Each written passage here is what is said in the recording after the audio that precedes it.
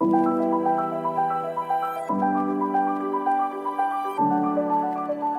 of us reach a point in time where we are depleted and need to somehow find a way to reignite the fire within. But how do we spark that flame? Welcome to Reignite Resilience, where we will venture into the heart of the human spirit. We'll discuss the art of reigniting our passion and strategies to stoke our enthusiasm. And now, here are your hosts, Natalie Davis and Pamela Cass.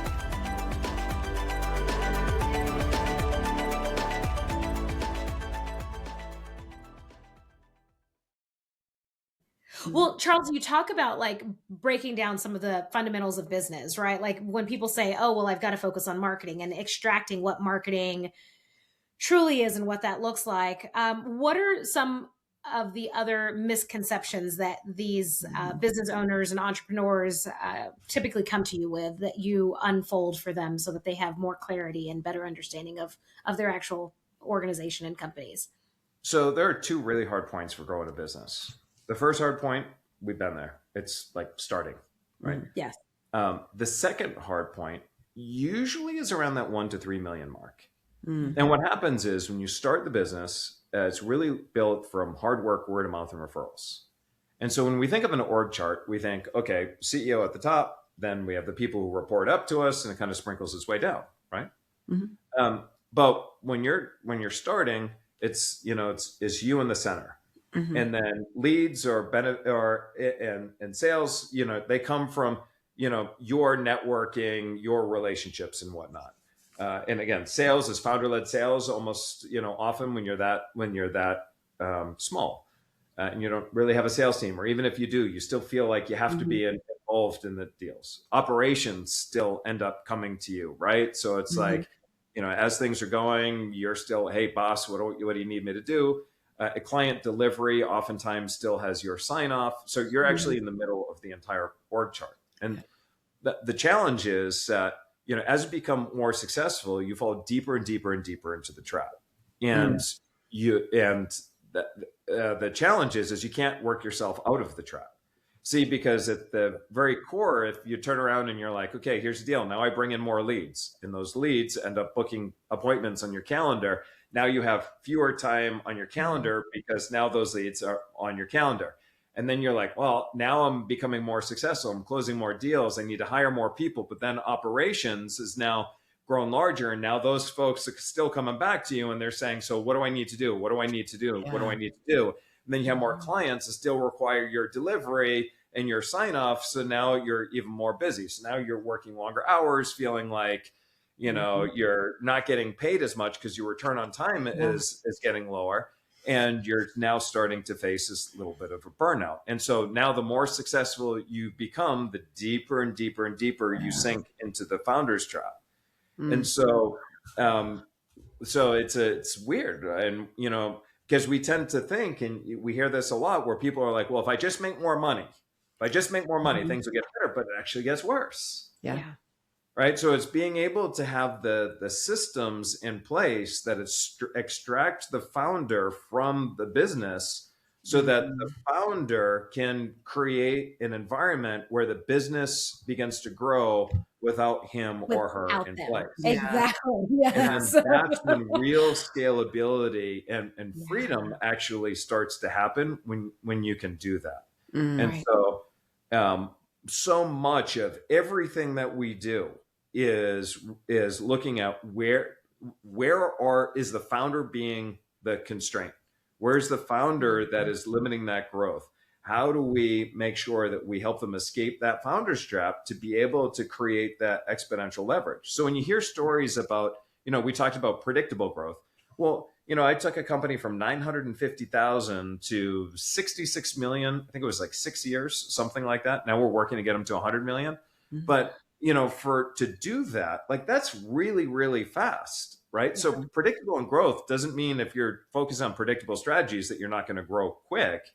But what it did mean is that next level of exponential growth, how he was able to grow that fast is finally being able to build systems that had that leverage and a team that can multiply that leverage and so forth. So much of everything that we're doing, people look at the results that we have, which are very uncommon in the industry, and they're like, you must have some sort of like magic, strategy, secret, this and that. And it's like, they find it funny that when they start working with us, one of the first things that we say is, you're trying to get more water out of the hose and you're turning the dial and you're trying to do this and that.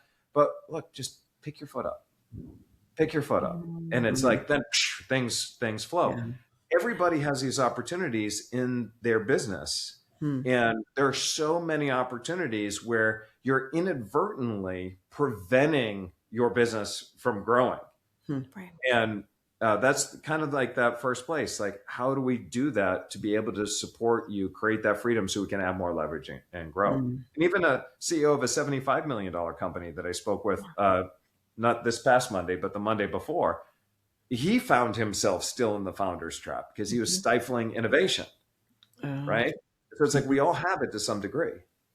Yeah. But now we have, AI, as I mentioned, which is AI is inadvertently disrupted every single business. Yeah. And, people are saying, well, my business is not being disrupted. It's like, absolutely it is. Do you have a website? And it's like, well, yeah. It's like, well, if you look at your organic web traffic in January of 2025, all the way to December of 2025, 60% of your organic traffic has already gone down.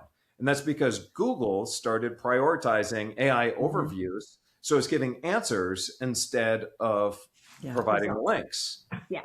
And when you understand how that works and what that's doing to the buyer's journey, one of the things that I've been mentioned in the media quite a bit is I said the role of the B2B salesperson will be it will no longer exist by the year 2030. And I have all the data and all the proof to back that statement up. Because the information is there. Buyers are educated.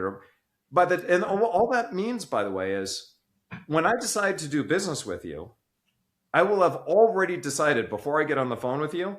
I've already done my research. I would have already decided I want to do business with your company. Yeah. Now the role of the B2B salesperson changes from being in sales to then saying they're more client experience. So, okay, let's figure out, what do you need? Let me draft the proposal and go through the legal and customize as necessary. But they have already decided to do business with you. And we know what that feels like, because imagine if you went to buy a car today and you show up on the lot and the salesperson turns around and they're like, all right, let me show you every model that we have. Let me tell you about this and let me tell you about that. You're going to be like, dude, I already know what I want. Exactly. I already know. Yeah. Right. And it can be annoying if they try to sell you something when really you've already made your decision. Yeah. And that's what we're seeing moving into the B2B space, regardless of how much money they're investing in. I mean, I think it was McKinsey that said even buying behaviors over, for them, I think it was over $500,000 are happening through Rep3. And I believe it was Forrester that said even $1 million plus purchases are leaning towards Rep3. So like this stuff is already happening. Wow.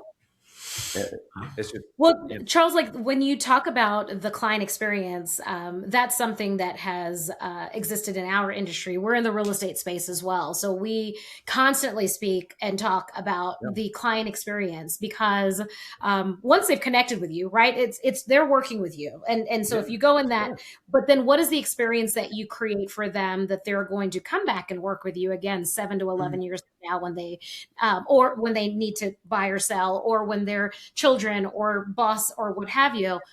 If someone is ignoring the fact that they need to have that client experience dialed in, and they're ignoring the fact that AI is entering into their space, what does that future look like for that B2B business?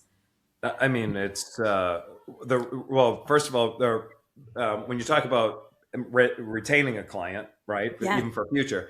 So there's a real formula there. It's retention plus relationship. Relationship plus results equals retention, right? So you just focus in on the relationship part, which is great. And then obviously, you deliver great results, which is great, and you keep that on. But, too many people are like, as long as I deliver results, they're going to come back. But then if you don't have a relationship, that's transactional, right? So a relationship with results, equals that retention. So that's the one side of it. But then the other part of it is how AI is interrupting the buyer's journey. And to make a long story short, AI is fighting for relevance. When I say AI is fighting for relevance, here's what it means. Let's say I'm looking for, let's just say a real estate agent, just for simple sake. Let's say I'm looking for a real estate agent. And so I go, okay, best real estate agent in Jupiter, Florida, right? So if it turned around and said, go hire Joe Nobody, and I hired Joe Nobody and I had a terrible experience, what do you think the odds are of me going back to AI and asking for a recommendation are? Never. Yeah. Yeah, you're not going to do it. No. And so all the LLMs out there, the AI tools, understand this. And what I'm going to share with you, I spoke to somebody at OpenAI, and they backed up everything that I'm saying, because this is what's going on. AI is creating an expert profile on you as an individual and on your company. So it's both expert profile. Here's what it means. To feed that expert profile, it's turning around and it's taking content from LinkedIn, from YouTube, any transcripts, your podcasts, and the content inside of the podcast, any podcast that you're host or speaking in, any PR that you brought in, Reddit and Quora, I don't know why, third-party testimonials, not the testimonials per se on your website. They expect you to say great things. Third-party testimonials. Case studies on your website, though, that means a difference. It also looks at your website to see, what makes you unique and different from everybody else. So that content is there. And they build that expert profile. And then they say, okay, there's the expert profile on Pamela. And how does that expert profile compare to Natalie? And how does that expert profile compare to everybody else that, all your competitors? So now let's pretend for a minute that, you have a 10 out of 10 expert profile. It's perfect. It's dialed in. You've rocked it. But now let's say I'm sitting there and let's say that AI automatically knows that I have a home of a certain value and that I'm interested in waterfront properties. So then AI is going to turn around and say, okay, you have an expert profile that is a 10 out of 10 for, maybe it's more general. I'm just making this stuff up, right? Let's say it's more general. But they can say, okay, well, knowing everything that I already know about Charlie, this is what his home is and this is what he's looking for. And there's somebody else who maybe is an 8 out of 10. So maybe doesn't have as strong of an expert profile, but they're specialists. And so AI goes, well, if they're specialists, usually specialists end up driving a better outcome. So we're going to show the specialist content to Charlie, and we're going to see if that makes the most sense. And then take it down that way. But here's what a lot of people don't understand. I've been taking a number of our clients into the future because there's some, tools available that we can show them what's actually going on. And they're realizing that when they type in their company name plus reviews, which is one of the most common low-hanging fruit, AI will turn around and go, hey, this is everything that's going on. But based on what I know about you, there may be some better fits. Would you like me to show you? And it's like, oh, please. So you press one button and then it shows you some better fits. And then it will create a comparative advantage. So I've literally had clients that we went through this and AI was actually convincing them to use somebody else. So one particular client said, I never thought that my biggest competitor would be AI right now, but AI is convincing the prospect to go with somebody else. Wow. But that's because they had a very weak expert profile. Yeah. And so So then probably your gave focus you a little was bit more than you bargained for in this one, but it actually, if people don't understand the significance of this, as my discussion with OpenAI was, is that then what's moving right now is there's only going to be room for experts. So if you're not strategic, if you're not leaning in to be the best, when you type into these search engines or LLMs, AI forward buyer's journey, they're only going to show the best for you and the most strategic. Everybody else, they won't be shown. And so there's going to be a giant K-shaped type of situation. The most strategic will get an outsized share of the market. Those who are less strategic will disappear. So if you're a consumer, this is awesome for you if you're a consumer, because you're going to be given the best stuff. If you're a business owner, now's the time right now to really start thinking about, what do I need to do to level up? Because most people are way behind. There's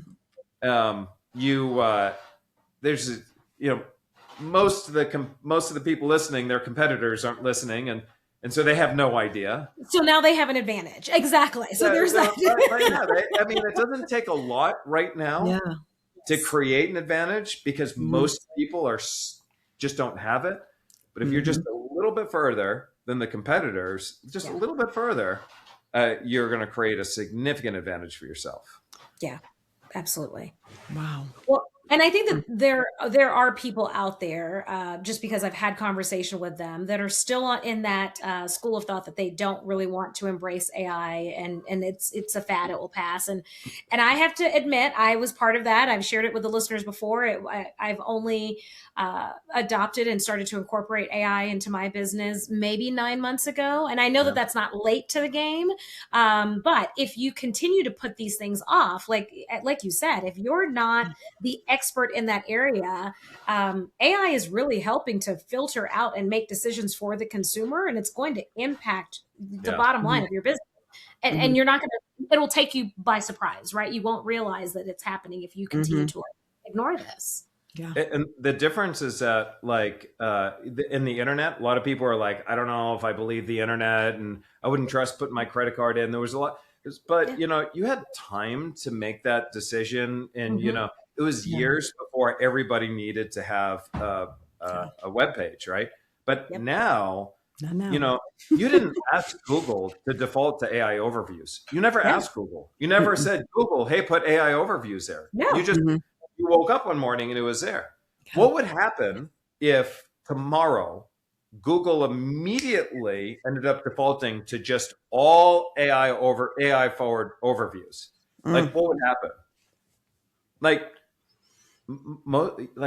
That's so. The thing is in this environment right now, Google's not asking our permission to change the way that we buy. Google is forcing us, and it's not just Google. It's ChatGPT. It's Perplexity. It's all these tools. Everything is changing the way that we do business. Yeah. So. Well, and Charles, to be candid, as we talk about it, like specifically Google in this scenario, they too had to change their model and structure given the introduction of AI, right? Like the AI overview, had Google not incorporated AI into their platform, they too might have been obsolete in a couple of years, right? Like it's kind of expected now. And so what we've seen, like with Google responding and incorporating AI into their search algorithm, I think it's just a message to everyone that in some way, shape, or form, it has to become part of your business model. Yeah. I don't know how. That is definitely a rabbit hole that we went down, but I'm glad that we did. And I know there's a lot of fear and concern when it comes to AI, and I actually believe that it will be one of the best things in the world to happen, for us in so many different ways. Yes. And it opens the doors to a lot. It's going to force people to increase the what they do, to add more purpose into what they do, right? So, if I spoke to a gentleman who runs a $50 million website development company, and I said, are you concerned about AI and the way it disrupts your business? And he goes, no, not at all. And I said, because anybody can build a website, and I'm genuinely, I want to hear his thinking, right? Yeah. Like anybody can build a website right now with AI. One prompt, boom, website done. And he goes, yeah. He goes, but I'm not in the business of building websites. So what are you in the business of? Solving problems. And I know how to solve the problem that our websites solve. So we're just narrowly focusing in on the problems that we're solving. We just so happen to do that through a website. Yeah. And, that's why Jensen Huang, the CEO of NVIDIA, talked about, radiologists. Very early on, they're like, radiologists are going to go out of business because, a AI can read a radiology report significantly better, more accurate than a radiologist. And that's fact. I'm not making that stuff up. That part is fact, right? But Jensen goes, well, hey, if you look at what's happened since this has been launched, the radiology business is booming. We have more radiologists out there, and the business itself is booming. And it's like, because there's a difference between a task and a purpose. Yeah. And all AI is doing is making it easier for the radiology report to be read. They're able to do it, quicker and at a lower cost, so that it allows them to serve more people and be able to leverage the talents greater. And so the industry is growing. Yeah. And then it's going to create a whole new set of industries and opportunities that you and I can't even imagine right now. No. We can't go that far because we don't know how this is going to continue to progress and expand and grow. The impact that it'll have. Yeah. 10 years from now. Yes.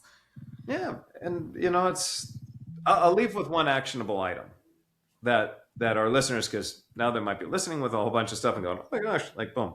It's simple. We in no way, shape, or form are trying to freak anyone out. Just reach out to a trusted expert in the space. There you go. It can be overwhelming, but just pick any tool that they want. ChatGPT, Claude, Grok, whatever it might be. Gemini, pick any one of them and just go and enter this prompt. Say, and it helps when you remind AI what the date is, because sometimes it's a year behind. So, so today is, put the date in 2026. Familiarize yourself with, my company, or you can even say, I'm the CEO of predictableprofits.com. Please visit my website and familiarize yourself with my company, the industry, the competitors, and my target market. In what ways will my company be disrupted by AI in the next 5 years? And it will turn around and it will share all the different ways in which it will be disrupted. Then go back and say, what skills and abilities do I need to develop in order to remain relevant, either in that time frame or shorten the time frame, even in the next 12 months? And AI is great. It'll tell you how to compete against itself. Yeah. We've done this with our clients. We've asked every role in the company, whether you're administrative assistant, all the way up to, VP or whatever. And we ask every single member of the team, go in and say, I am an executive assistant for, Acme Co.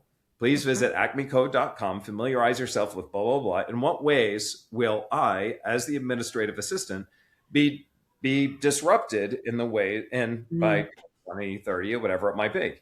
And it will say, then it will turn around and say, in what ways, what skills and abilities do I need to develop as an administrative assistant for Acme Co. in order to remain relevant in the next 12 months or in the next 5 years? And it will tell you. And then you can turn around and say, awesome, create a learning plan or create this and that, develop it.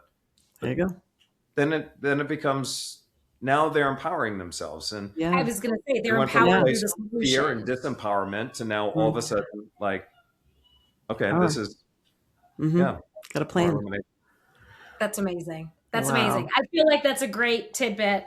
And definitely going into a space that I think is valuable in terms of discussion for all of the entrepreneurs and solopreneurs that are listening to the episode.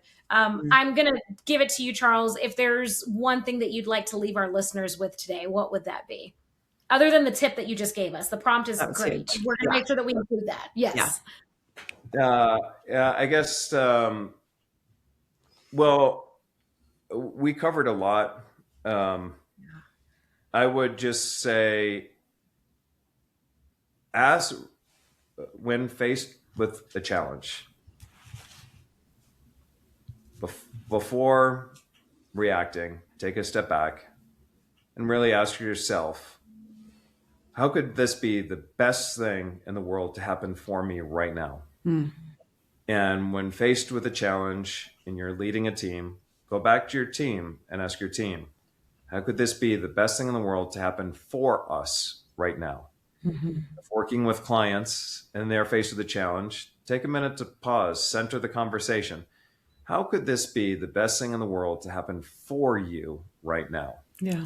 As you begin to change the paradigm from this is bad to this is good, opportunities will begin to present yourself, and you take yourself from a place of being emotionally unproductive and what's known as shadow behavior, where just nothing ends up really happening, to then this place of productivity and innovation where you can continue to move things forward in the direction that you need to go. So I would say that in and of itself can radically change culture and business. And we're facing a lot of uncertainty right now. And you can create a little more of that uncertainty by keeping that focus on the end goal. Beautiful. I think that's amazing. Yeah. It's not happening to us, it's happening for us. And what's the benefit? What's the greatest thing on why that's happening? I think that's fabulous. Yeah. Thank you so much, Charles. We have a few moments. I'd love to hear what else is on the horizon for you personally, or for the business, or new businesses, I guess, since you're constantly forming new ones. I think I'm going to say, focused on my core three right now. I mean, honestly, there's a lot of really cool things happening with the business, and we're always trying to find ways to help our clients implement and execute. I mean, we built bots for our clients in order to help them to execute and implement that much faster and have more accurate information. And so that's been really, really exciting. And our clients are really starting to, or not starting to, our clients are really getting some phenomenal results. So really proud of that. Founders Fuel continues we continue to hear more success stories, which are great. And, all in all, I'd say the businesses are going really great. But my gut response, as soon as you said that, it comes down to my family. Nice. And, my kids my son is launching a business. He's a freshman over at UF, and nice. I just love to be able to watch him and support him as much as I can. My daughter is a junior in high school. She'll be going to college soon. And her core focus right now is in figure skating, and not like she's obsessive hours a day at the rink, being able to support her there. And then my youngest daughter is in competitive cheerleading and doing her thing. And so right now I feel like the business is in a good place, and it's continuing to trend and grow. And, when my father passed, my dad said one of the greatest gifts that he gave me, he called me about 2 weeks before he died. And he said, if you know of anything that will extend my life, I don't care how much it costs or where in the world it is, I will give away everything I have. If it means I can watch you and the grandkids grow up. For my dad to have been, I told you he worked every waking hour of every day for a while, and then eventually started taking weekends and whatnot.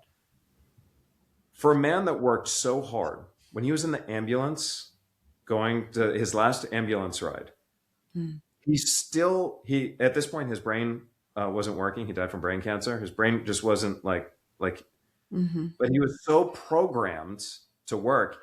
He pulled his cell phone out and he was pretending like he was checking his emails, but his cell phone wasn't on.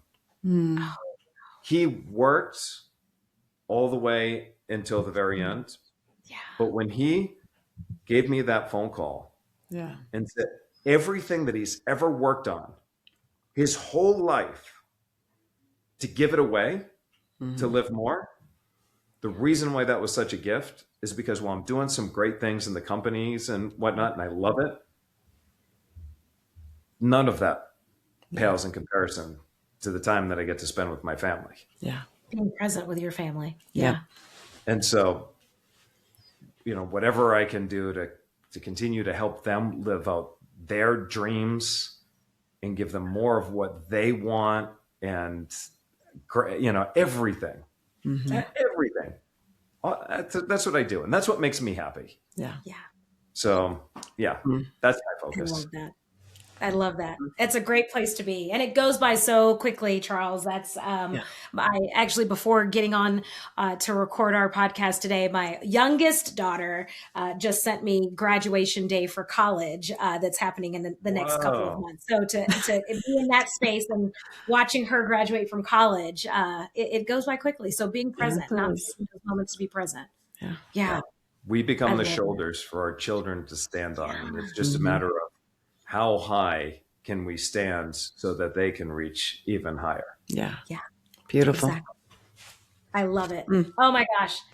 Thank you for sharing your knowledge, your insight, your beautiful brain with us today, and with all of our listeners. We really appreciate it. We will make sure that we drop your contact information in our show notes as well, so that our listeners can reach out to you if they themselves and their companies and organizations would be in alignment with the work that you and your team are doing.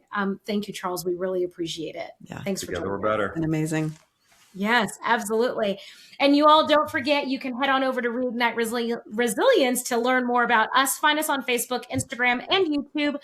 Share these episodes with friends. We'd love to hear from you. Until next time, we'll see y'all soon. Bye, everyone.